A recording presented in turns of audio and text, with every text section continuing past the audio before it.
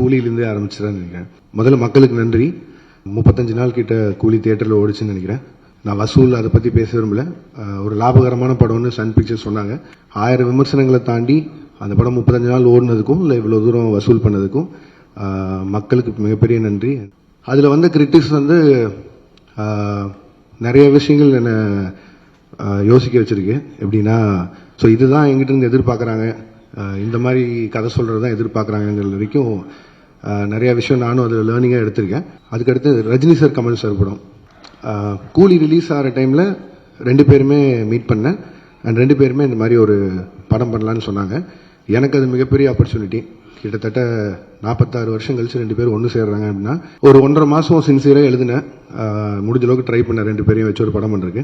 1.5 மாதம் கழிச்சு நேரில் போய் மீட் பண்ணி 2 பேருக்கும் தனித்தனியாக நரேஷன் போச்சு. 2 பேரும் ஈக்குவலாக எக்ஸைட் ஆனாங்க கதை மேலே. பட் ஆனால் என்னென்னா, 2 பேரும் நிறைய ஆக்ஷன் ஃபிலிம்ஸ் கண்டினியூஸாக பண்ணிட்டு இருக்காங்க. ஜெயிலர் 2 வரைக்கும் ரஜினி சார் ஆகட்டும், இப்போது கமல் சாரோட அடுத்து மாஸ்டர் டைரக்ஷன் வர படமாகட்டும். ஸோ எல்லாமே ஹெவி ஆக்ஷனாக இருக்குது. திரும்பவும் கேப் இல்லாமல் இன்னொரு ஆக்ஷன் போகணுங்கிறத அவங்க 2 பேரும் சொன்னாங்க.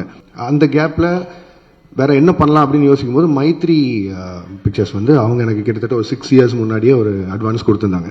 சரி, அந்த கமிட்மெண்ட்டை கிளியர் பண்ணிடலான்னு யோசிக்கும் போது எனக்கு அல்லு அர்ஜுன் சார் ரொம்ப பிடிக்கும். ஒரு 3-4 வருஷமாக பேசிகிட்டு இருக்கோம் ஏதோ ஒரு படத்தில் கொலாப் பண்ணலான்னு. அதுவும் நிறையா சம்பளம் கேட்டேன், அதனால கைதி 2 பண்ணல அப்படிலாம் போட்டுருந்தாங்க. அப்படிலாம் இல்லை.